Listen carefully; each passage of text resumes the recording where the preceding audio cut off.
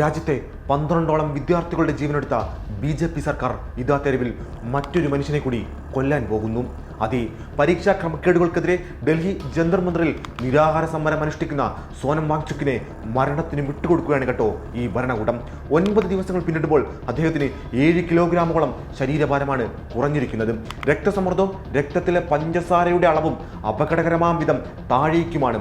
ഇപ്പോഴും ജീവനുണ്ട് എന്നു മാത്രമാണ് ഒടുവിലത്തെ ഹെൽത്ത് അപ്ഡേറ്റ്. ഇത്രയധികം ജീവനുകൾ പൊലിഞ്ഞിട്ടും രാജ്യത്തെ ലക്ഷക്കണക്കിന് വിദ്യാർത്ഥികളുടെ ഭാവി തകർന്നിട്ടും കുറ്റക്കാരായ ക്രിമിനലുകൾക്ക് നേരെ മോദി സർക്കാർ ഇപ്പോഴും കടുത്ത മൗനത്തിലാണ്. ഈ സമരം വെറുമൊരു പ്രതിഷേധമല്ല കേട്ടോ, രാജ്യത്തെ ലക്ഷക്കണക്കിന് യുവജനങ്ങളുടെ അതിജീവന പോരാട്ടമാണ്.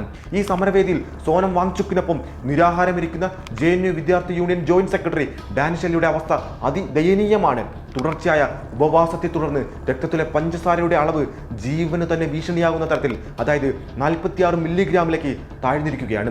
ഡാനിഷിന് പുറമെ നേഹ, മനീഷ്, ഋഷികേഷ്, ദീപക്, ആമീൻ തുടങ്ങിയ നിരവധി യുവനേതാക്കൾ ഇപ്പോഴും അവിടെ മരണത്തോട് പൊരുതി സമരം തുടരുകയാണ്. കോക്രോച്ച് ജനതാ പാർട്ടിയുടെ നേതൃത്വത്തിൽ ജൂൺ 20 ആരംഭിച്ച ഈ ജനകീയ പ്രക്ഷോഭം ഇന്ന് 17ാം ദിവസത്തിലേക്ക് കടന്നിരിക്കുകയാണ്.